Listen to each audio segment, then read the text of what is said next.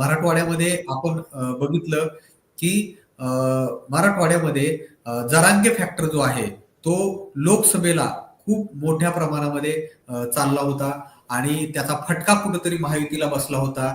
मराठवाड्यातल्या 8 जिल्ह्यामध्ये 8ही जिल्ह्यामध्ये मराठा आरक्षणाचा जो मुद्दा आहे तो प्रचंड गाजला होता लोकसभेला आणि छत्रपती संभाजीनगर वगळता बऱ्याच म्हणजे उरलेल्या जवळपास सगळ्या मतदारसंघांमध्ये या फॅक्टरचा जो फटका आहे तो महायुतीला बसला होता आणि आता जर आपण विधानसभेला आल्यानंतर आपण बघतोय की विधानसभे निवडणुकीच्या आधी स्वतः मनोज जरांगे पाटील हे या मैदानामध्ये उतरण्याच्या तयारीमध्ये होते.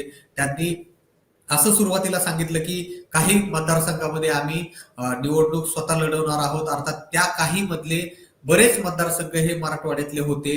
मात्र त्यांनी शेवटच्या क्षणी या निवडणुकीमध्ये न उतरण्याचा निर्णय घेतला. असं जरी असलं तरी सुद्धा मनोज जरांगे पाटलांनी प्रत्यक्ष जरी या मैदानामध्ये ते दिसत नसले तरी त्यांनी अप्रत्यक्षपणे बऱ्याच गोष्टी सांगून दिल्या होत्या. मराठवाड्यामध्ये 46 जागा आहेत आणि आपण जर बघितलं तर मराठवाड्यामध्ये ज्या 46 जागा आहेत त्यामध्ये महायुतीला 2019ला खूप मोठ्या प्रमाणामध्ये मॅन्डेट मिळालेलं होतं. मात्र आता ते पूर्णपणे बदलल्याचं दिसून येतंय. रुद्रच्या सर्व्हेमध्ये मराठवाड्यामध्ये भाजपला 9 जागा मिळताना दिसत आहेत. शिवसेनेला म्हणजे एकनाथ शिंदेच्या शिवसेनेला 3, राष्ट्रवादी अजितदादांच्या राष्ट्रवादीला 2, तर म्हणजे महायुतीला इथं केवळ 14 जागा मिळताना दिसत आहेत विजयजी. तर काँग्रेसला 9, शरद पवारांच्या राष्ट्रवादीला 9, शिवसेना उद्धव बाळासाहेब ठाकरे हा जो पक्ष आहे तो मराठवाड्यामध्ये सर्वात मोठा पक्ष होताना इथं दिसतोय आणि महाविकास आघाडी जवळपास 28 जागा घेऊन म्हणजे 46 पैकी 28 जागा महाविकास आघाडीला मिळताना दिसत आहेत. तर इतर 4 हे सुद्धा महत्वाचं आहे. म्हणजे अर्थात हे फार इंटरेस्टिंग आहे की इतर मध्ये तुमच्या सर्वेत कोण कोण आहे. तुम्ही इंडिव्हिज्युअल सर्वे काढलेला नाहीये. मात्र हे फार इंटरेस्टिंग आहे की महाविकास आघाडीला खूप मोठी ताकद मराठवाड्यातनं मिळताना दिसते. मराठवाड्यामध्ये मराठा आरक्षणासोबत आणखी काय काय मुद्दे विजयजी आपल्याला आढळले या सर्वेमध्ये?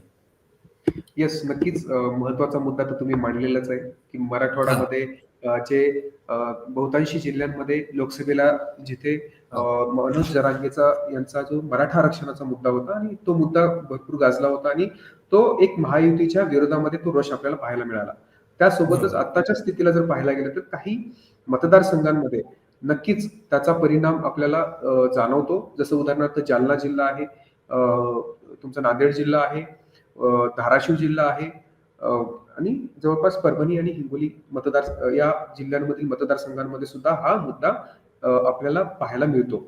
सोबतच इथे जो महायुतीने ज्या पद्धतीने इथे एक प्रकारचं जे योजना त्यांनी आणल्या होत्या त्या योजनेचं जे प्रोजेक्शन केलं खूप मोठ्या पद्धतीने त्यांनी सभा घेतल्या आणि 3 महिन्यापासूनच त्यांनी ती यंत्रणा जी आहे ती ग्राउंड लेवलवर एक दिली होती.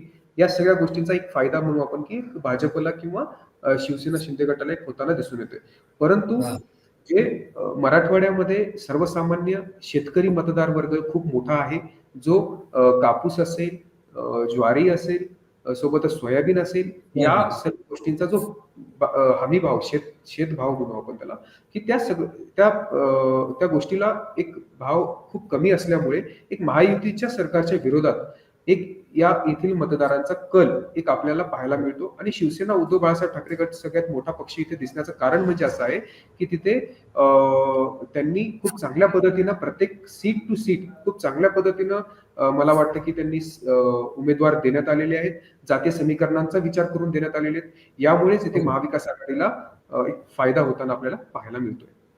निश्चितपणानं विजयजी, कारण आपण जर बघितलं तर तसंही भाजपला 9 जागा इथं तुम्ही दाखवलेल्या आहेत. मात्र मनोज जरांगे पाटलांनी ज्या पद्धतीनं थेट भाजपला अंगावरती घेतलं होतं, देवेंद्र फडणवीसांवरती थेट नाव घेऊन त्यांनी टीका केली होती. त्यामुळं एवढ्या ज्या पद्धतीनं डॅमेज लोकसभेला या मनोज जरांगेच्या आंदोलनानं म्हणा किंवा मराठा फॅक्टरनं डॅमेज केलं होतं, त्या मानानं भाजपला 9 जागा मिळत आहेत, काँग्रेसला 9, म्हणजे समान 3 पक्षांना समान जागा मिळताना आणि उद्धव ठाकरेंच्या शिवसेनेला सुद्धा म्हणजे अगदी इक्वली इथं नुकसान होतंय कुणाचं, तर शिवसेना एकनाथ शिंदेच्या शिवसेनेचं मोठ्या प्रमाणामध्ये नुकसान होताना दिसतंय. अजितदादांना केवळ 2 जागा इथं मराठवाड्यात मिळताना दिसत आहेत.